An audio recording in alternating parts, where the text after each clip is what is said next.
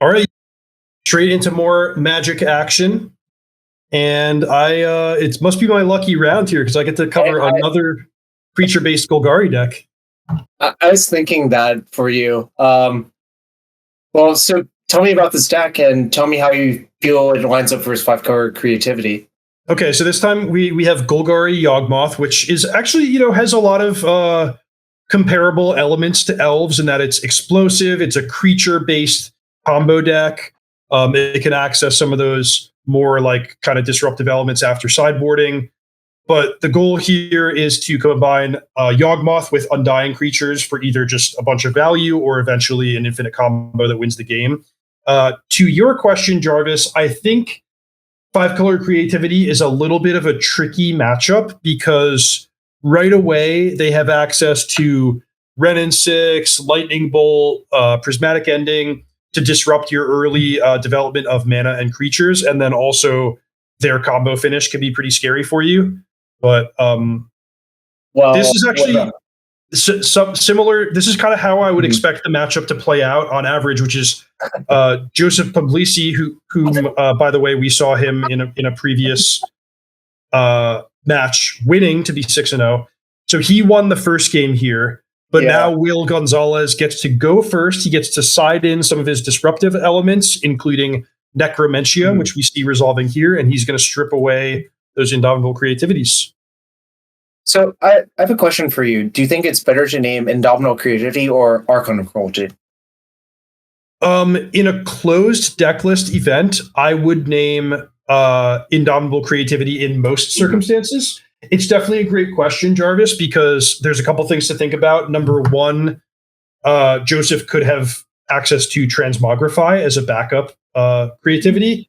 And number two, Joseph could hardcast Archon of Cruelty if the game goes long enough. I tend to think of Yawgmoth as a fast and potent enough deck that hopefully you can get the game over with before the 8 mana mark. And the thing that I would be most thinking about when I'm resolving the Necromentia is that, hey, my opponent could have boarded in some kind of alternative win condition like an Emrakul or a Sarah's Emissary or, God knows what. Iona Shield of Emeria? Sure.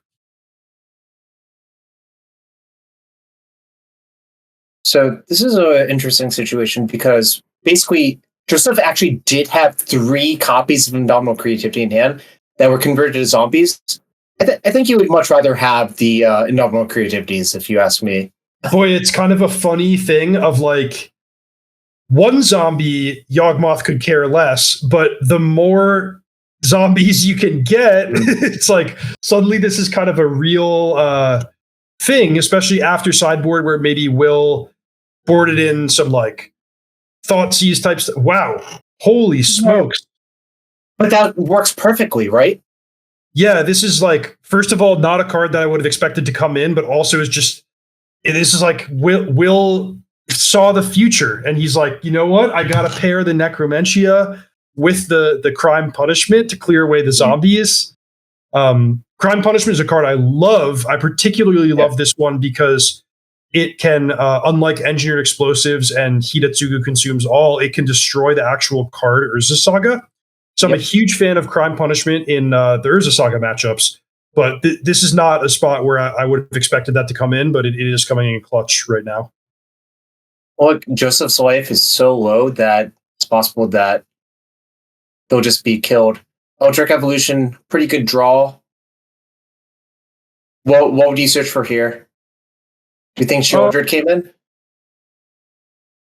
Yeah, I mean, if Sheoldred is an option, then that's what I would go for. Yawgmoth should be pretty good as well. And even another Strangleroot Geist would force a chump block, right? Ooh, Rex Stage. Yep, that's dominant, over getting another Geist, I'd say. So why is the Geist exiled? Or that I do not know. Maybe it already had a counter on it. Yeah, but it wouldn't be exiled then, right? Okay, it was just hanging out. Yeah, that's called out of order sequencing, which is usually ruled as being fine. Technically, the Geist would be resolved Undying before the spell of Eldritch Evolution resolves.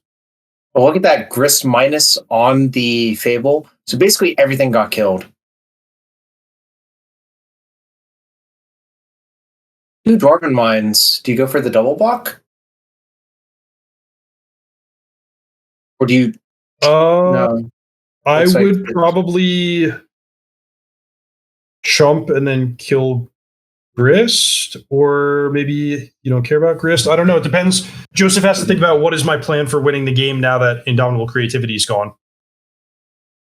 My plan would normally be get to 6 BB and start casting 6/6s.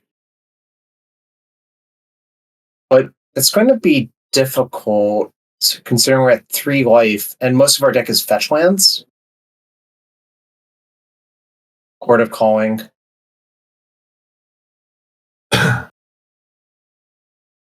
So Will might be thinking along your lines, Jarvis, of, hey, if I can deal 2 damage, get my opponent to 1. Ooh. The Hallowed Moonlight, it is like... It does do something here. Yeah, it's the card of the weekend. Hallowed Moonlight is in every deck that has access to white mana. Next question. What happens if you Hallowed Moonlight and your opponent searches for Grist? Boy. Judge. So Grist says, as long as Grist isn't on the battlefield, it is a 1/1 insect creature in addition to its other types. Hallowed Moonlight says, if a creature would enter the battlefield and it wasn't cast, exile it instead. Okay, so it should probably come in. Yeah. That's how I would interpret it, but that's like, if I was on the kitchen table, I would try to argue my position, whichever side I was on. You know, that's the type of skill you need for tough rulings like that. Ooh, Rancic's kind of an okay draw here. Whoa, we got a Fable? Yep. And suddenly the game is looking all right for Joseph again. Yeah, so that's the swing of the Hallowed Moonlight. It went from Joseph kind of having nothing to, I'm going to Hallowed Moonlight to answer your play. I'm going to draw a card off it. I'm going to draw a card for my turn. Both of those spells were relevant. And now we have a game that was basically over is now much more competitive. Is it true that Grist is now on 5? That seems like it jumped up a few there, right? Yeah, there we go. Okay. Got it. Is that Yawgmoth foil with the shooting star? You love to see it if it is.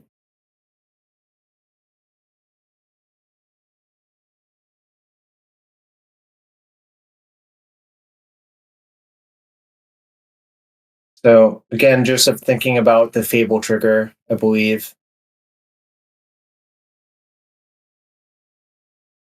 Is that Spell Pierce? I believe it's Spell Pierce.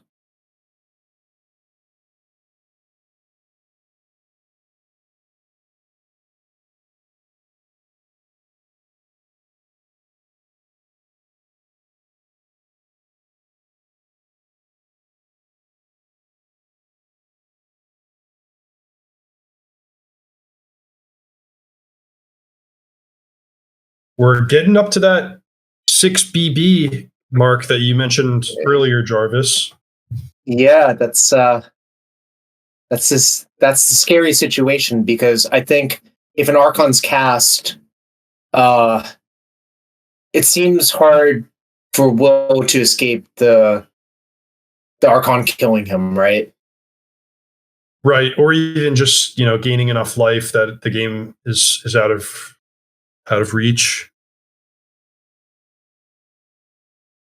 So, from my perspective, Yawgmoth is sort of an engine deck. What cards can you conceivably cut from your deck to play Necromentia in a post-board game, or a Crime Punishment? Good question, Jarvis. I always found sideboarding pretty tricky with the Yawgmoth deck because you don't want to cut too much, but usually there's a few trims you can make here and there, like a couple flexible slots. I see that Will has Hapatra, Vizier of Poisons. He has Obelisk Spider. He has Endurance. These are all good cards in the deck, but potentially could be trimmed if you feel like it's not the right matchup for them, or you need space. You can also just do some trimming here and there. I often would go down to like 1 or 2 Eldritch Evolutions. I do always keep the 4 Chord of Callings, but especially if you think your opponent has Hallowed Moonlight, I would trim this. What do you think happened? Was that a punishment side? No, it was a crime. A crime side? You robbed the Fable. Put target creature or enchantment card in the opponent's graveyard into play under your control. Holy cow. I bet you weren't... I do not believe you could honestly say you expected that to happen today. No, I didn't. I play that card all the time, but I rarely have white mana in my deck, so destroy evil on the Fable. So these players are just like, they have predicted so many moves ahead that it's like, you know what? I gotta have the disenchant effect for when my opponent brings in the obscure sideboard card and steals my Fable of the Mirror Breaker. Many levels ahead. But yeah, anyway, just to put a bow on what I was saying earlier, tough to sideboard with the Yawgmoth deck, but you can make some trims here and there. But it is definitely one where you want to be wary of not over sideboarding. So I believe Joseph is hellbent now by using Lightning Bolt to clear the blockers so Goblin could attack. So we're in a top deck war again.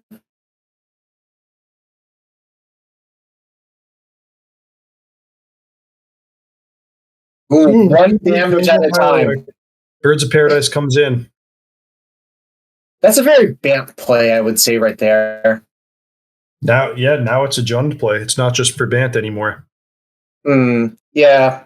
If I had my way, Ignoble Herrick would have Devour, not Exalted, but you know, I'm not the boss, I guess. Ooh, Teferi Time Rav, we're bouncing Birds of Paradise because we got to keep that life total high. Ooh, this is we've just become 4-color planeswalkers now. I think this is part of why the creativity deck is so good. It just plays so many good cards. Right, and let's keep perspective. This is a game where Necromentia resolved and took Joseph's combo away. Not to mention took 3 cards out of his hand, and then he's just winning fair and square as a control deck.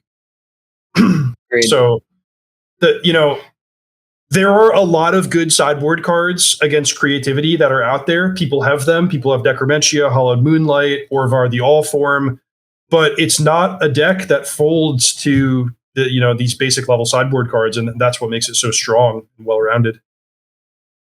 I will say that there's actually a few outs for Will to still win.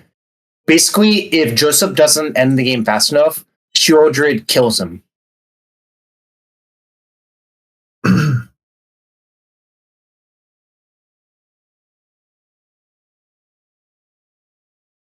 Yeah, although it kind of seems like Sheoldred isn't in the deck based on there was an Eldritch Evolution that could have found it earlier.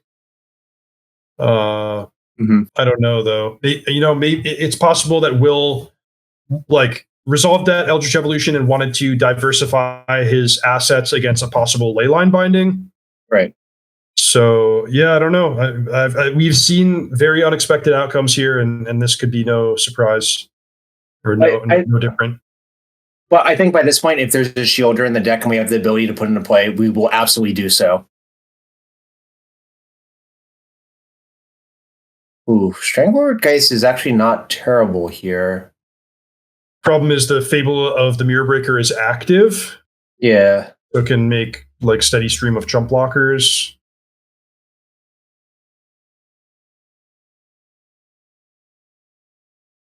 Yeah, so Will didn't even want to attack into it. Leyline binding is kind of problematic. Wait, so we make a 2/2. Oh, it's just lethal. Use Ren to clear out the blocker, right? Looks good to me. And then Teferi exists, so there's... Yeah. The only thing you'd have to play around is Boseiju, which you can play around by copying a Goblin Shaman. Yeah. Actually, that's not accurate because Boseiju could hit the Leyline Binding, but Right. doesn't have Boseiju anyway. So that is Joseph Puglisi winning back-to-back feature matches on camera here. 7-0. Great showing from him. No worries for our Yawgmoth player as he's going to be playing tomorrow as well. Mm-hmm. And I think from us, we're going to take a quick break before we bring you the 8th and final round of day 1.